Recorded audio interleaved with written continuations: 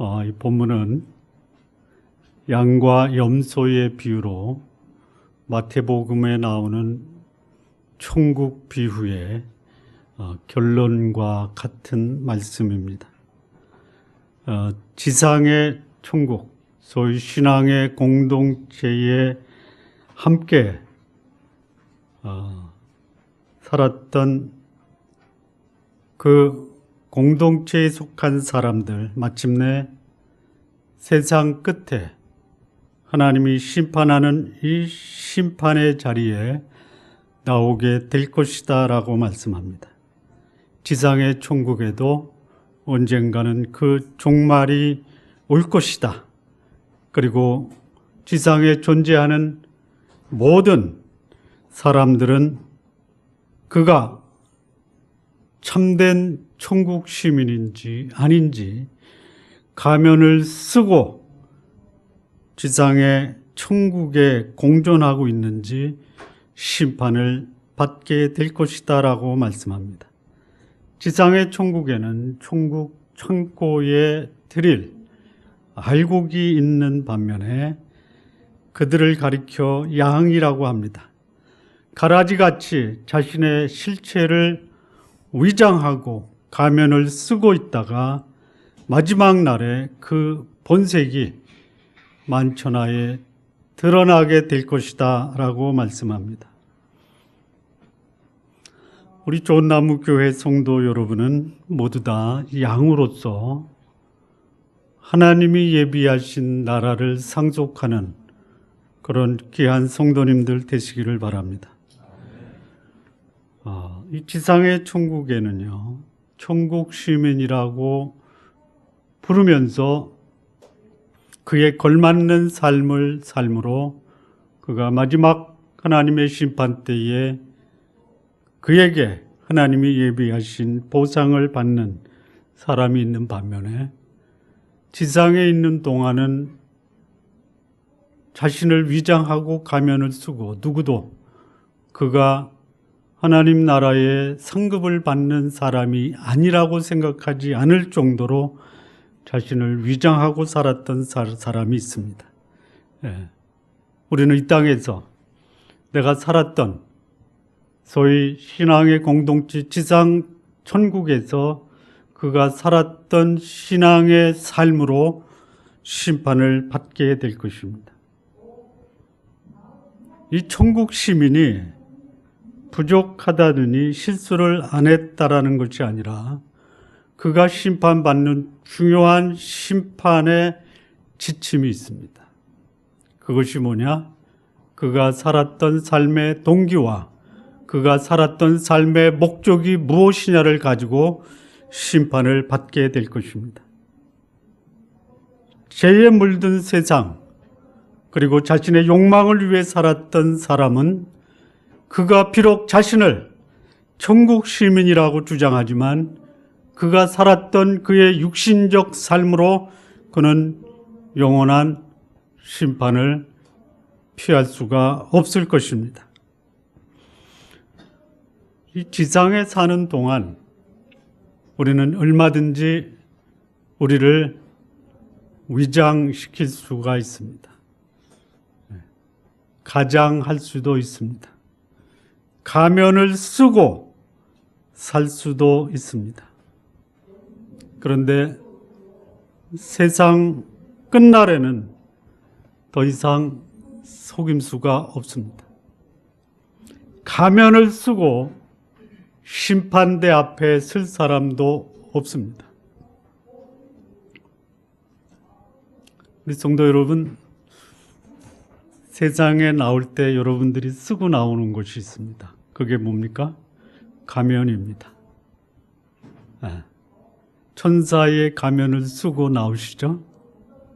어쩌면 이 아이는 천사네? 그렇습니까? 그런데 그 천사의 모습을 평생에 그 가면을 쓰고 살고 있다라는 것이죠. 그런데 마지막 끝날에는 그 가면을 벗게 될 것입니다. 그 가면을 벗은 모습이 여러분의 실체입니다. 실체. 지금 한번 벗죠. 싫어요? 예. 이 세상 끝날 모두 다 하나님의 공의의 심판대 앞에서 자신의 정체를 여과 없이 드러낼 것입니다. 세상 끝날까지는 지상의 천국에 있는 사람들 자신의 정체를 숨길 수 있어요. 아니면 자신의 실체를 착각하며 살아갈 수도 있어요. 염소이면서 양처럼 살 수 있고 양이면서 염소처럼 살 수 있어요. 그 양의 둘 중에 하나라면 양이면서 염소의 탈을 쓰고 사십시오. 차라리 그게 나아요. 그런데요, 양이면 양처럼 사시기 바랍니다. 네. 마지막 하나님의 심판의 날, 우리 주님 예수 그리스도께서 세상에 다시 오는 그날에는 한치의 오차가 없습니다. 하나님의 심판에는 오류도 없습니다. 완벽한 심판과 그리고 완벽한 결산이 있을 뿐입니다. 우리 하나님의 백성들, 양이라고 불리우는 자들에게도 심판이 있습니다. 고린도후서 5장 10절 보면 우리가 다 반드시 그리스도의 심판대 앞에 나타나게 되어 각각 선악간에 그 몸으로 행한 것을 따라 받으려 합니다. 여기 심판대가 나오는데 이 심판대는 그야말로 유죄, 무죄를 가리키는 세상 법정과 같은 심판대가 아니고 이것은 당시 고대 올림픽 그 경기에서 우승한 자에게 월계관을 씌워주는 그 심판대입니다. 그래서 그가 행한 선악간에 행한 것을 따라 보상하고 포상하는 심판대입니다. 그러나 이 보상이 아닌 심판, 그래서 영원한 형벌을 위한 심판대가 마련되어 있습니다. 심판의 날, 그 심판의 주관자 되시는 예수 그리스도께서는 양에 속한 자와 염소에 속한 자를 확실하게 구분하신다라고 말씀합니다. 이 심판대에는 서지 않는 것이 좋습니다. 그 심판대는 더 이상 양 같은 사람, 구원받은 하나님의 백성을 심판하는 그 심판대가 아니라 염소에 속한 자를 영원한 멸망으로 보내는 그런 심판입니다. 계시록 20장 12절에서 15절을 보면 또 내가 보니 죽은 자들이 물은 대소하고 그 보좌 앞에 섰는데 책들이 펴있고 또 다른 책이 펴졌으니 곧 생명책이라. 죽은 자들이 자기 행위를 따라 책들에 기록된 대로 심판을 받으니 바다가 그 가운데서 죽은 자들을 내어주고 또 사망과 음부도 그 가운데서 죽은 자들을 내어주매 각 사람이 자기의 행위대로 심판을 받고 사망과 음부도 불못에 던지우니 이것은 둘째 사망 곧 불못이라. 그러나 두려워하는 자들과 믿지 아니한 자들과 흉악한 자들과 살인자들과 행음자들과 술객들과 우상 숭배자들과 모든 거짓말하는 자들은 불과 유황으로 타는 못에 참여하리니 이것이 둘째 사망이라.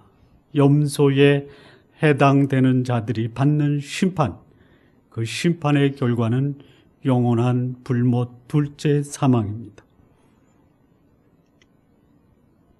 우리 좋은나무교회 예배드리는 만장하신 여러분, 하나님의 영원한 형벌의 심판대에는 결단코 서지 않기를 바랍니다. 자, 우리가 지상에서 살면서 양과 염소를 구분할 수 있습니까? 구분할 수 있습니까? 있어요? 예. 완벽하지는 않지만 구분할 수가 있습니다. 이 지상의 천국에는 양에 속한 자와 염소에 속한 자가 공존하고 있습니다. 소위 구원받은 자와 구원받지 못한 자가 함께 공존하고 있습니다. 이 염소에 속한 자, 그는 구원과 관계없이 종교적인 삶을 산 사람입니다. 영원한 가치가 아닌 육신적 가치를 추구하다가 결국 영원한 형벌에 처할 사람들, 그를 가리켜 염소에 속한 자입니다. 우리는 마태복음에서 10개 이상의 천국 비유를 함께 상고했습니다. 이 마태복음은 유대인을 위한 서신입니다. 유대인들이 익숙한 성경은 구약입니다. 그래서 이 마태복음에 나오는 천국 비유에 나오는 이 내용은 이스라엘 백성들이 이해하고 있는 구약을 예수님이 비유로 말씀하신 것입니다. 구약의 신앙의 공동체 이스라엘에는요, 양에 속한 사람이 있고 염소에 속한 사람들이 있었어요. 그가 제사장이든 선지자든 왕이든 염소에 속한 자들이 있어요. 그들은 하나님 나라에 구원받은 백성이 아니라 마귀에 속한 자로 하나님 나라에서 통치도 했고 제사도 드리고 하나님의 말씀을 선포하기도 했다라는 것이에요. 그런데 그들은 염소에 속한 자였다. 구약의 신앙의 공동체에는 양에 속한 자들이 있습니다. 거룩한 하나님의 말씀을 선포하고 하나님과 사람을 연결시키는 제사도 했고 통치도 한 자들이 있습니다. 모양은 비슷했지만 전적으로 다른 양과 염소가 신앙의 공동체에 공존했다라는 것이에요. 마태복음에 나오는 천국 비유는 구약에 나오는 그 사람들을 양과 염소로 구분할 수 있는 비유로 우리에게 말씀하십니다. 땅의 비유가 있습니다. 길가, 돌밭. 이 사람들, 자기 이기심과 욕망, 그리고 걱정으로 살면서 하나님의 뜻을 거역한 자들이에요. 이들은 신앙의 공동체에 있으면서도 이들은 전혀 양이 아닌 염소라고 말할 수 있습니다. 물론 이 가시밭과 같은 염소에게 해당되는 자가 될 수도 있고 구원받고 육신적인 삶을 사는 그리스도 안에서 어린아이도 있습니다. 가라지 있습니다. 공동체와 사람들을 속이면서 땅만 축내는 사람, 이게 신앙의 공동체에 함께 공존할 수 있습니다. 겨자씨 비유에서 작다고 스스로 자신을 폄하하면서 스스로 천국 시민을 거절하고 자신의 역할을 무시하는 사람들이 신앙의 공동체 안에 존재하고 있고 그들을 가리켜 염소다라고 말할 수 있습니다.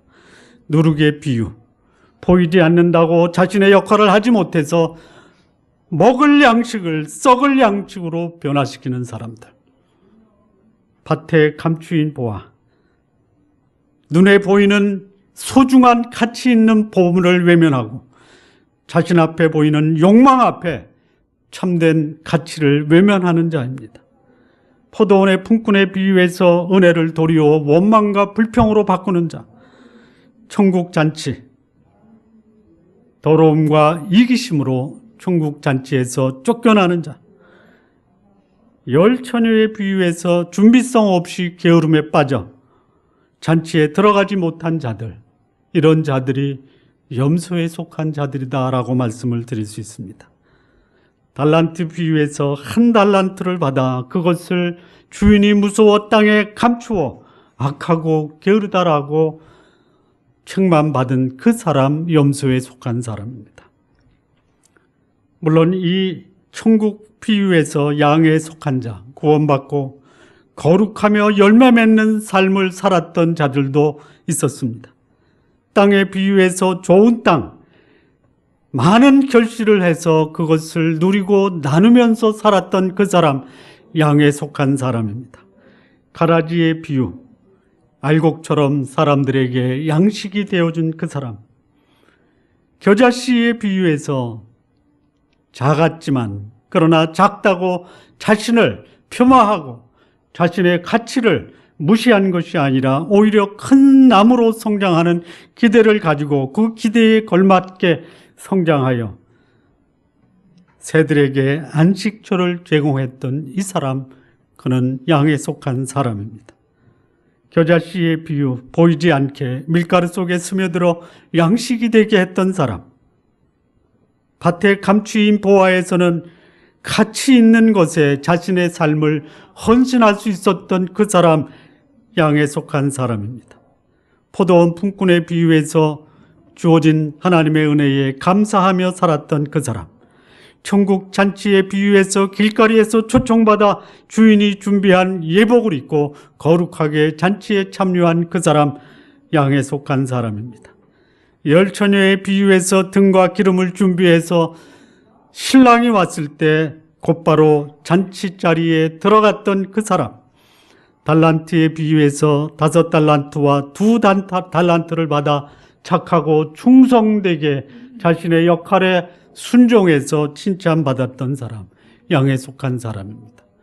우리 존나무교회 성도 여러분, 모두 다 양과 같은 그런 하나님의 평가를 받는 하나님의 백성들 모두 되시기를 바랍니다. 그렇다면 이 인자, 우리 주 예수 그리스도께서 세상에 다시 오실 때, 이 땅에 심판주로 오실 때 양과 염소의 운명은 어떻게 될 것인가? 첫 번째, 양에 속한 자입니다. 34절 말씀을 보면요, 그때에 임금이 그 오른편에 있는 자들에게 이르시되 내 아버지께 복받을 자들이여 나와 창세로부터 너희를 위하여 예비된 나라를 상속하라.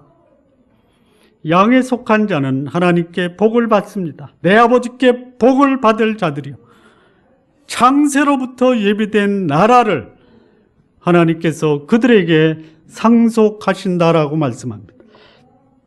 양에 속한 자들, 하나님이 예비하신 나라를 상속받게 될 것이다라고 말씀합니다. 양에 속한 자들은 그들이 지상에서 살았던, 그들이 보여주었던 의로운 삶으로 천국에서 통치자가 될 것이다라고 말씀합니다.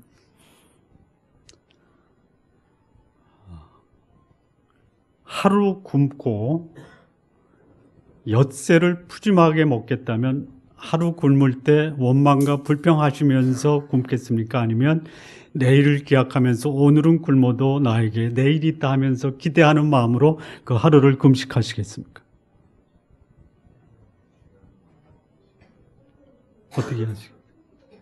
어떻게 하시겠습니까? 기도하는 마음으로 경건하게, 오늘은 굶어도 내일은 나에게 풍요로움이 기다리고 있다. 그렇게 하시겠습니까? 왜 이렇게 못하세요? 영원이라는 그 기간을 한 주간의 엿새라고 하고 지상에서 사는 날을 하루라고 한다라고 하면 어떻게 하시겠어요? 못하시죠? 반드시 그런 것만은 아니에요. 지상에 사는 동안도 굶지 않고 필요한 만큼 먹으면서 사는데, 극단적인 예를 들어서 하루를 못 먹고 그냥 쫄쫄 굶어도 내일부터는 나에게 풍요로운 삶이 예비되어 있다. 비유입니다. 그러면 영혼을 위해서 이 땅에 사는 날 동안 조금 부족해도 그 삶을 내일을 기대하는, 영혼을 기대하는 마음으로 살아갈 수 있지 않습니까?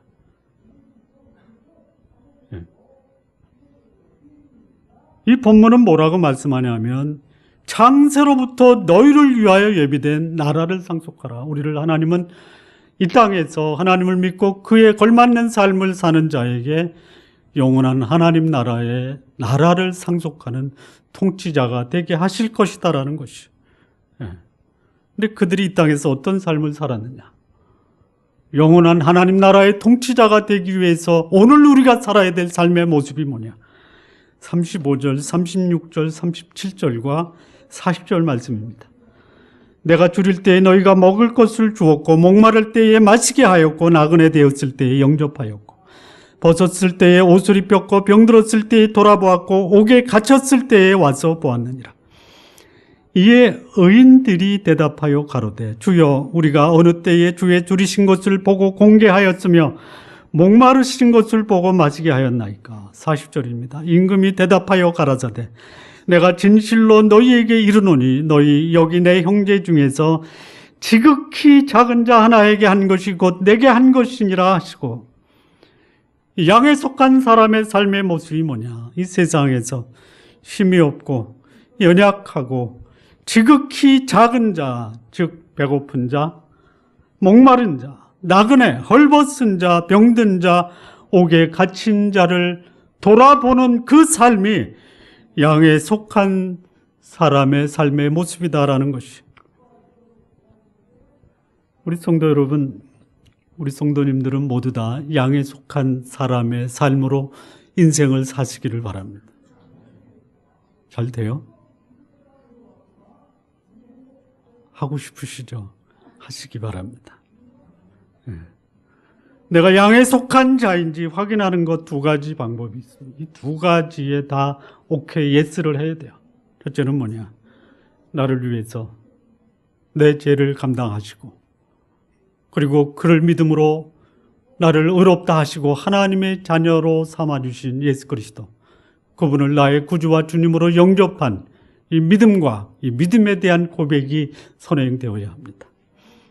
이거 없이는 누구도 양에 속한 자에 속할 수가 없습니다.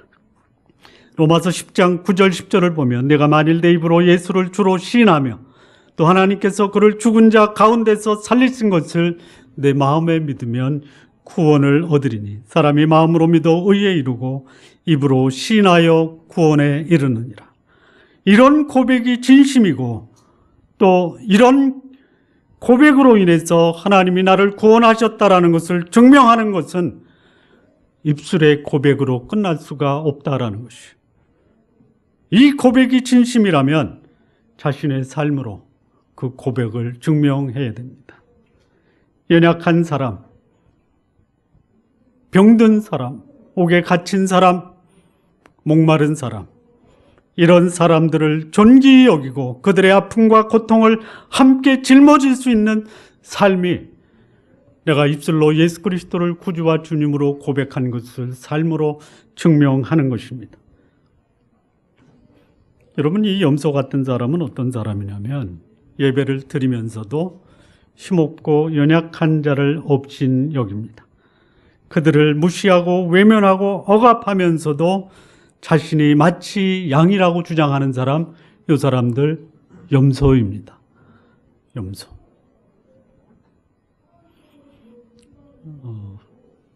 한국의 어느 아주 신실하시고 수준 높은 영성과 지성을 지닌 한 분이 이런 그 처절한 폭로를 하셨어요. 폭로. 무슨 폭로를 했냐면 한국 교회 종교개혁 500년 이후로 가장 타락한 교회가 한국 교회다. 한국 교회다. 아마 염소를 심판할 때 그 자리에서 아주 쉽게 눈에 띌 수 있는 사람이 한국 대형 교회의 목사가 될 수도 있다.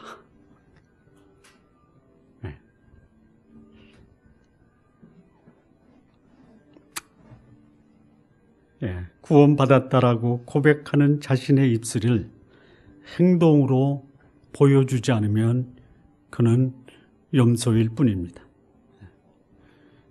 양의 삶은 자신의 삶으로 정체성을 증명해야 돼요. 삶으로 증명한 자신의 정체성을 하나님이 인정하셔야 합니다. 하나님의 형상대로 지음받은 자기 자신도 존귀하게 여겨야 됩니다. 여러분, 자신을 함부로 여기지 마십시오. 여러분을 함부로 대하는 사람은 다른 사람이 아니라 여러분이라는 거예요. 함부로 대하지 마십시오. 나를 소중히 여길 수 없는 사람, 다른 사람 소중히 여길 수가 없습니다. 하나님의 형상대로 지음받은 나를 소중히 여기십시오. 그리고 지극히 작은 자를 귀히 여기시는 그 하나님께서 나의 삶이 하나님의 형상대로 지음받은 지극히 작은 자를 존귀히 여겼다라고 인정하고, 그리고 그 삶을 인정했다라는 하나님의 보상으로 하나님이 예비하신 특별한 나라의 통치자로 세워지시기를 바랍니다. 양의 운명은 그의 입술뿐만이 아니라 삶으로 보여준 그의 증거가 그가 양이라는 것을 결정하게 됩니다. 살아온 날들로 증명한 그 결과가 결코 허위이거나 가장될 수 없는 진실로 평가받을 것입니다. 자, 이 양의 삶의 특징, 아주 그 독특한 특징이 있습니다. 물론 지극히 작은 자를 돌보고 병든 자, 옥에 갇힌 자, 목마른 자, 헐벗은 자를 입히는 건데요. 그게 모습인데요. 그 삶의 아주 전형적인 특징이 뭘까요? 여러분, 그냥 쉽게 제가 말씀을 드릴게요. 어떤 사람을 보면 자기 이익을 챙기는 데는 그야말로 눈에 띄게 뛰어나고 특출하고 출중하고 아주 혀를 내둘 정도로 자기 욕망을 챙기는 데는 선수예요. 그 사람 보면 기분이 어때요? 무서워요? 어떻습니까? 그냥 쉽게 얘기하면 길 가다가 돌부리에 넘어져가지고 이마가 확 깨져라, 이런 생각이 들죠. 그런데요, 가진 것도 별로 없는데 나누고 베풀고, 또 있으면은 좀 누군가 가난하고 어려운 사람 좀 돕고 싶고, 이런 사람 보면 기분이 어때요? 그가 비록 예수 안 믿어도 참 존경스럽고, 참 그에 대한 그 앞에서는 왠지 고개가 숙여지죠.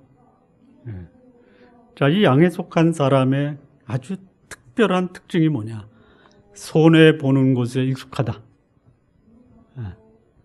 손해보는 것을 털끌 만큼도 용납할 수 없는 사람, 저는 그가 아무리 예배를 잘 드리고 또 큰 교회에서 목회를 하는 대형교회 목사라도 저는 그를 가리켜 염소라고 말하고 싶어요.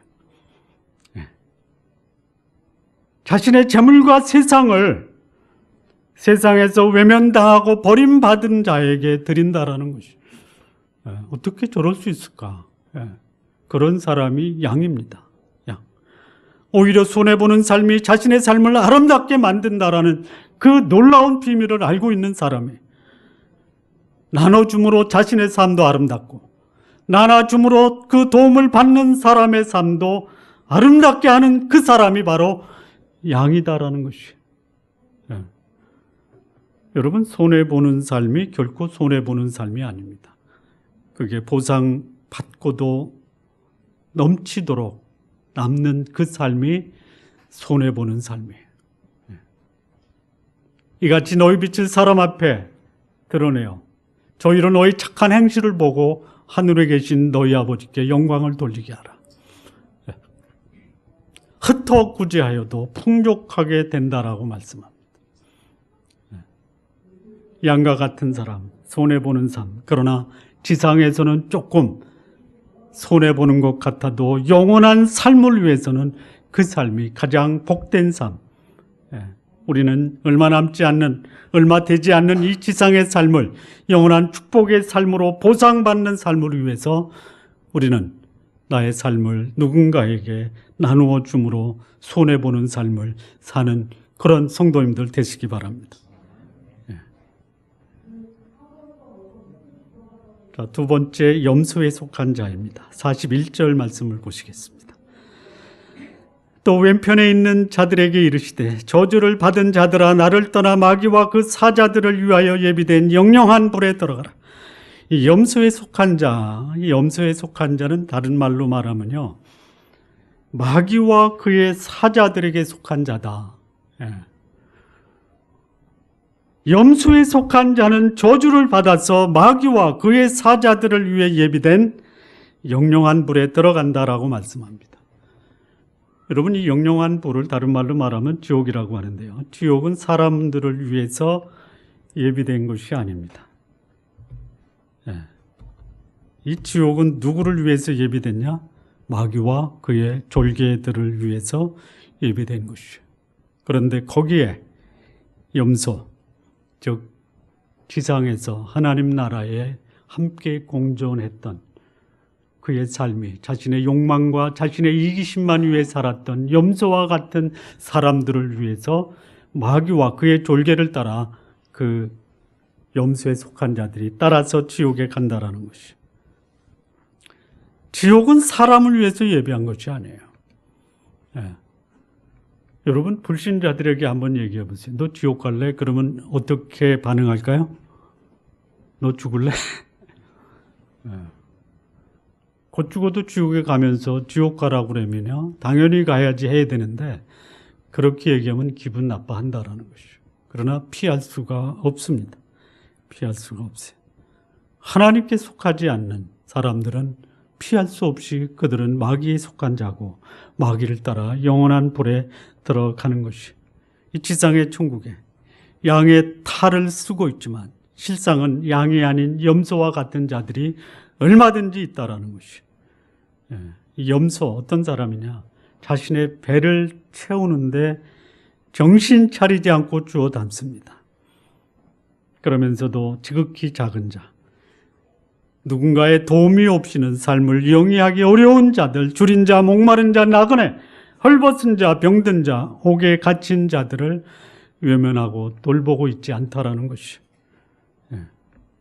염소와 같은 자들.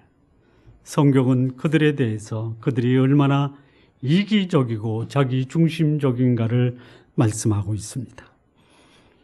우리가 읽었던 마태복음 25장 42절에서 45절에 보면 이런 말씀이 있습니다. 내가 줄일 때에 너희가 먹을 것을 주지 아니하였고 목마를 때에 마시게 하지 아니하였고 나그나 되었을 때 영접하지 아니하였고 헐벗을 때 옷 입히지 아니하였고 병들었을 때와 옥에 갇혔을 때에 돌아보지 아니하였느니라 하시니, 이에 임금이 대답하여 가라사대 내가 진실로 너희에게 이르노니 이 지극히 작은 자 하나에게 하지 아니한 것이 곧 내게 하지 아니한 것이니라 하시리니, 이 염소의 관심, 자기 자신밖에는 없어요.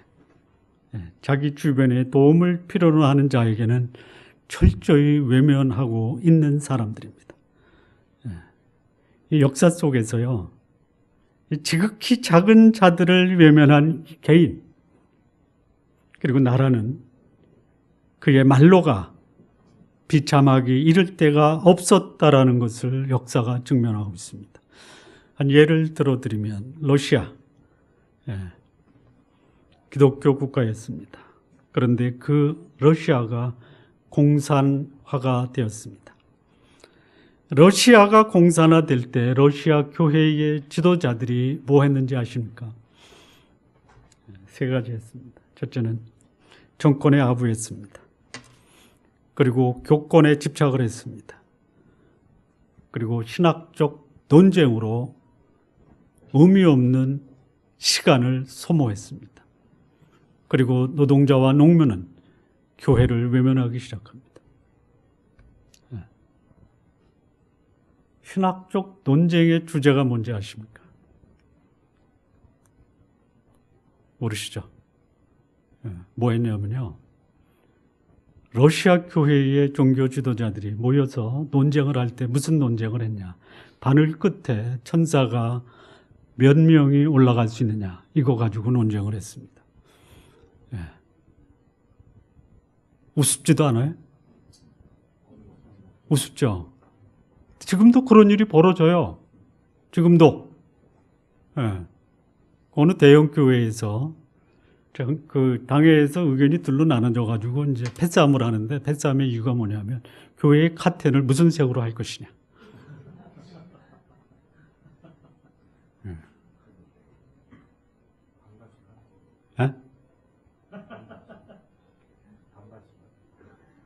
반반씩 하면 되는데 싸운다 이거예요.